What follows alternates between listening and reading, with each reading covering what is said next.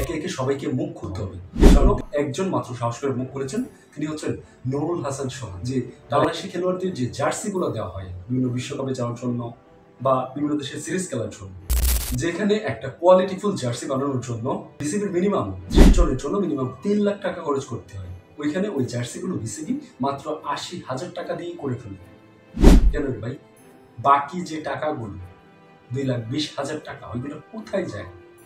BCB যে 900 কোটি টাকা, ওইগুলো তো খেলার মধ্যে আপনারা ফেলেননি। তো আমাদের ক্রিকেটটা এত পিছিয়ে যাচ্ছে, আমাদের নতুন নতুন খেলোয়াড় তৈরি করছে না। আপনারা যেই টাকাগুলোই বিসিবি থেকে বের করে বা বিভিন্ন প্রোগ্রামের কথা বলে আপনারা ওগুলো বের করে ওগুলো খেয়ে ফেলছেন। এই জন্যই তো আমাদের ক্রিকেটটা পিছিয়ে আছে। বাংলাদেশ ক্রিকেটে পদার্পণ করছে আজকে কত বছর হয়ে গেছে, এখন পর্যন্ত বাংলাদেশের কোনো ধরনের কোনো আন্তর্জাতিক খেলা নেই। এটা খুবই দুঃখজনক না? আমি আশা করব নতুন যে উপদেষ্টা আছে তিনি এই বিষয়টাতে খুবই ভালোভাবে নজর দেন। সেই সাথে নুরুল হাসান সোহান এবং আমাদের প্রধান নির্বাচক গাজী আশরাফ হোসেন, তারা দুজনেই একটা কথা বলেছেন, সেটা হচ্ছে আমাদের ক্রিকেটারদেরকে তাদের খেলা থেকে যতদিন পর্যন্ত অবসর না নেয় ততদিন পর্যন্ত তাদেরকে রাজনীতিতে না আসার জন্য তারা পরামর্শ দিয়েছে। এই যে দেখেন বর্তমানে একটা অবস্থা তৈরি হয়েছে, মাশরাফি তো অলরেডি অবসর নিয়ে নিয়েছে, কিন্তু তারপরেও তিনি খেলাতে থাকা অবস্থায় কিন্তু এমপি হয়েছিলেন। পাশাপাশি সাকিব আল হাসানেরও কিন্তু একই অবস্থা। বর্তমানে সাকিব আল হাসানকে নিয়ে বিশাল একটা হট্টগোল চলছে। সাকিব আল হাসানকে যেন বাংলাদেশ ক্রিকেট থেকে বাদ দেওয়া হয়, তাকে যেন আর না নেওয়া হয়। কারণ সাকিব আল হাসান বিভিন্ন সময় বিভিন্ন বিতর্কিত কাজ করেছে। তিনি ব্যক্তিগতভাবে বাংলাদেশের ক্রিকেটের জন্য এরকম আরো অনেক দুর্নাম বয়ে এনেছে। এই যে রিসেন্টলি কিছুদিন আগেই একটা টি-20 লিগ খেলার সময় এক প্রবাসী যখন তাকে প্রশ্ন করেছিলেন যে দেশের জন্য আপনারা কি করলেন, তখন তিনি উল্টো ওই প্রবাসীর সাথে তর্কে জড়িয়ে পড়েন। এরকম সাকিবের যদি বিতর্কিত জিনিস বলতে শুরু করে তাহলে সেগুলো শেষ হবে। বর্তমানে বিসিবির সামনে কয়েকদিন যাবতই অনেক ছাত্র জনতা একটা বিক্ষোভ করছিল যে সাকিবকে যেন এই পাকিস্তান সিরিজে না নেওয়া হয় এবং সাকিবকে যেন একেবারেই ক্রিকেট থেকে বাদ দেওয়া হয়। কিন্তু খুব অবাক করার বিষয় হচ্ছে সাকিব আল হাসান পাকিস্তান সিরিজে খেলছেন। এই জন্য সাকিব তার মেধার জন্যই দলে জায়গা পেয়েছে। আর তিনি আগে রাজনীতিবিদ ছিলেন, এখন তো আর ওই সরকার নেই, সেই সরকার তো এখন সংসদ বিলুপ্ত হয়ে গেছে। এখন তার শুধু একটাই পরিচয়, সেটা হচ্ছে তিনি খেলোয়াড়, আর তিনি হচ্ছে আমাদের দেশের সেরা খেলোয়াড়।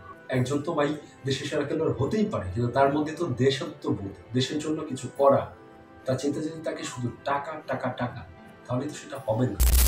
বিবেকটার কথাও, দেশের মানুষের চাওয়াটাও কিন্তু আপনার চিন্তা করতে হবে। কিন্তু যারা সব জানতেন যে সাকিবকে যদি দলে রাখি তাহলে তারপর অনেকগুলো তীর আসবে। তিনি হয়তো আমাদের দেশের ক্রিকেটের স্বার্থে, দেশের স্বার্থে তিনি এই সাহসী সিদ্ধান্তটা নিয়েছেন। যাই হোক, আমরা সবসময় ক্রিকেটটাকে দুর্নীতিমুক্ত, রাজনীতিমুক্ত রাখতে চাই। এখন যদি কোনো খেলোয়াড় ক্রিকেট খেলা অবস্থায় বিসিবির অধীনস্থ থাকায় সে আবার রাজনীতিতে জড়িয়ে পড়ে, তাহলে সেটা কিন্তু দেশপ্রেম বলি না ভাই, সেটা হচ্ছে ক্ষমতার লোভ, টাকার লোভ। সে একজন লোভী।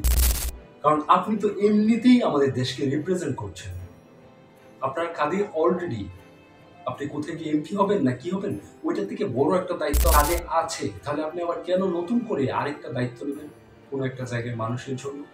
এটা হতে পারে। তো আশা করবো আমাদের ভবিষ্যৎ যে বিসিবিটা হবে আমাদের নতুন বাংলাদেশের মতো, সেটা পরিচ্ছন্ন এবং সুন্দর, এবং এইখানেও যারা সবাই খেলবে সবাই যেন মেধার মাধ্যমেই বিসিবিতে জাতীয় দলে খেলতে পারে, দেশকে রিপ্রেজেন্ট করতে পারে। আশা করবো আমাদের বাংলাদেশ ক্রিকেটটা আরো সামনের দিকে এগিয়ে যাবে, আমাদের যে ব্যর্থতাগুলো আছে ওগুলো বুঝিয়ে আর নতুন কিছু বয়ে আনবে আমাদের দেশের জন্য, দেশের সম্মান বাড়ানোর জন্য। আর সাকিব আল হাসানেরও কিন্তু এই জিনিসটা চিন্তা করা দরকার, তার এটা থেকে শিক্ষা নেওয়া দরকার। আশা করি সাকিব আল হাসানও এই জিনিসগুলো শুধরে নেবে।